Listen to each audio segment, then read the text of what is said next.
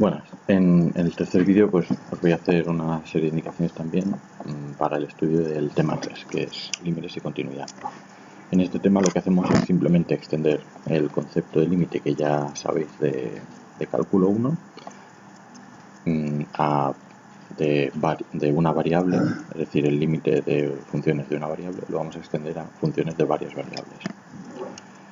Al principio comienzo con una introducción sencilla de recordatorio de lo que es el dominio de una función, que ya lo sabéis, del tema 1, pero que es importante conocerlo, tener muy claro lo que es el dominio de la función, cómo se calcula, y después ya comenzamos pues, directamente con la definición del límite. La definición del límite, que ya sabéis que varía un poco respecto a una variable, porque ahora en una variable se puede hablar directamente de que la variable x se acerca al punto, entonces la función se tiene que acercar al límite. Pues eso en varias variables lo calculamos o lo expresamos de otra manera, ayudándonos de la distancia euclídea.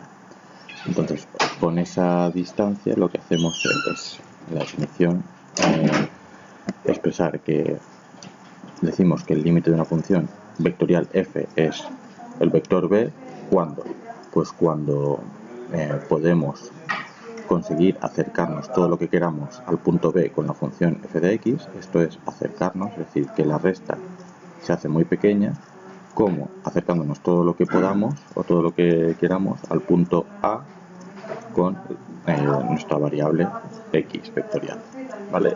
Esa es la definición del límite. Realmente no tenéis que centraros mucho en lo que es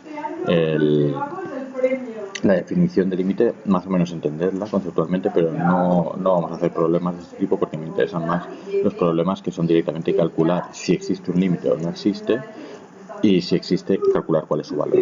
Entonces, lo que sí es importante son estas dos proposiciones, la unicidad del límite, que si existe el límite es único, y la segunda es que si existe el límite lo podemos calcular componente a componente, ¿vale? Esto es muy importante porque con esta proposición pues lo que haremos será centrarnos en calcular el límite de funciones no vectoriales, sino funciones que nos dan un solo valor escalar, aunque sean funciones de varias variables. Bueno, después ya las propiedades de los límites son muy sencillas, os las miráis, son muy intuitivas.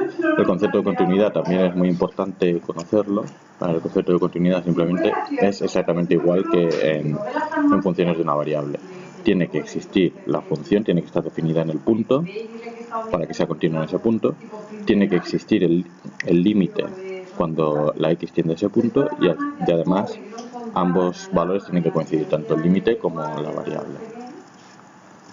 Y por último, bueno, aquí tenéis algunos ejemplos de cálculo de continuidad.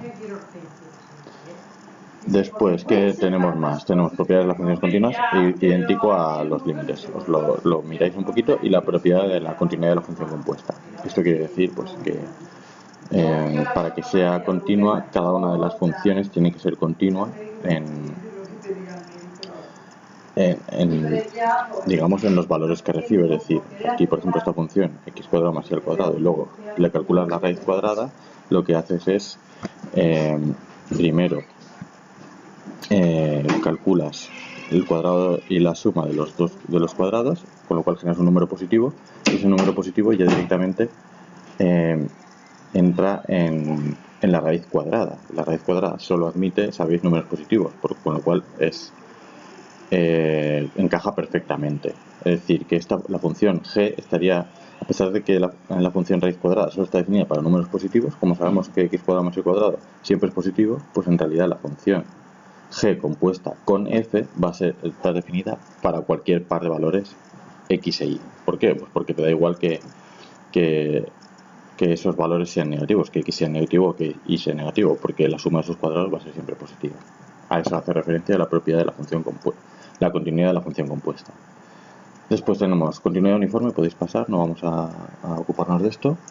Y ya pasamos a límites direccionales. Es importante este concepto, que es un límite direccional, pues lo miráis, es acercarnos a la variable por una dirección concreta. Es decir, no va a x e y no van a coger cualquier valor, sino que el valor que coja x va a estar ligado a los que coge y, o el valor que coge y va a estar ligado a los que coge x. Por ejemplo, aquí la y tiene siempre valor 0. ¿Vale? Porque nos estamos acercando por la recta y igual a 0. Y aquí nos estamos acercando por la recta y igual a x. Con lo cual, y vemos que es diferente. Y esto es muy importante. Estas son las 3 reglas que os comenté. Que es que si, como el límite total cuando existe es único, pues resulta que si tú calculas límites direccionales o límites iterados, que también tenéis que verlo, si tú los calculas y existen, puedes tener dos posibilidades. Si son diferentes, pues ya puedes garantizar que no existe el límite, porque al existir deberían ser iguales. Con lo cual, si existen y son diferentes, el límite total no existe. Luego, segunda posibilidad es que existan pero sean iguales. En ese caso no te garantiza nada sobre el límite total. Y tampoco te garantiza nada si los calculas y no existen. De todo esto tenéis ejemplos. El ejemplo 5, 6, 7 y 8 son ejemplos de esto. Límites reiterados o límites iterativos que a veces existen, a veces no existen, pero entonces compara el cálculo de límites iterados con el límite total, y eso es importante que también que lo veáis. Pero son las 3 reglas que os he comentado. Luego, los métodos operativos es lo más importante de este tema, es aprender a calcular límites o a demostrar que no existen. El primero es el más sencillo, es sustitución directa, que generalmente no será lo normal, sino que la sustitución directa la haremos a veces cuando ya hayamos arreglado un poco el límite. Pero si al hacer sustitución directa al principio vemos que da 0 partido por 0 o algo parecido, pues entonces calculamos otro tipo de límites, otro tipo de métodos. Por ejemplo, el segundo método consiste en que tienes una raíz y que cuando la x y la y tienden al punto en concreto, resulta que te da 0 partido por 0 y la causa es porque hay una raíz común arriba y abajo. Entonces la solución es factorizar arriba, factorizar abajo, eliminar el factor común de arriba y abajo y volver a sustituir. Entonces ya te sale el límite bien. Otra posibilidad es, por ejemplo, límites reiterados. Bueno, aquí tienes límites reiterados. Solo te sirven para demostrar que no existe un límite, porque si lo calculas y te dan igual, no te garantiza nada. Pero si los calculas, existen y son diferentes, entonces puedes garantizar que no existe el límite total. Después, coordenadas polares. Esto consiste en pasar la x y la y, transformarla para pasar al dominio de coordenadas polares. Entonces, x cuadrado más y al cuadrado será igual a r cuadrado y x la sustituís por esto e y por esto. Aquí, por ejemplo, haces esa serie de sustituciones y llegas a una expresión que es r por una expresión, un factor que depende solo de teta. Bueno, pues en este caso ya sabes que va a ser 0, porque aunque teta puede variar y puede coger cualquier valor, con lo cual esto podría coger cualquier valor acotado, en realidad como r tiende a 0, 0 por acotado pues te da 0. También te puede dar que no dependa de r, sino que dependa del valor de teta. Entonces, en ese caso, pues sería diferente. No podrías decir que el límite es 0. También es importante en este tipo de límites, a veces nos ayudan los infinitesimos. Recordad los infinitesimos, que también pueden ser una ayuda a la hora de calcular límites, aunque sean de dos variables. Y después tenemos cociente de polinomios en x y en y, que son del mismo grado la x y la y. Fijaos, aquí tienen x cuadrado y y al cuadrado. Tienen el mismo grado.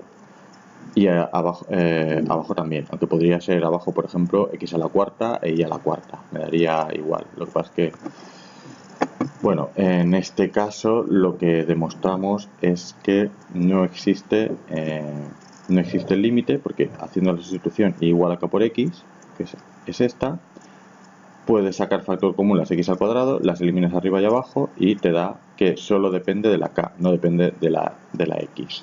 Con lo cual, ¿qué quiere decir esto? Pues que todos los límites estos existen y son diferentes, porque dando valores diferentes a la k obtienes diferentes valores del límite. Con lo cual, si los límites direccionales son diferentes y existen, el límite, puedes garantizar que el límite total no existe. Vale.